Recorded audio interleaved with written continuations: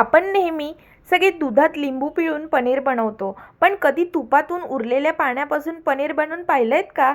Hi hello friends, मी आहे ऋषाली. स्वागत आहे तुमचं माझ्या नवीन एका मिनी ब्लॉगमध्ये. आज मी तुमच्याबरोबर शेअर करते आहे एक भन्नाट आणि झिरो वेस्ट किचन ट्रिक.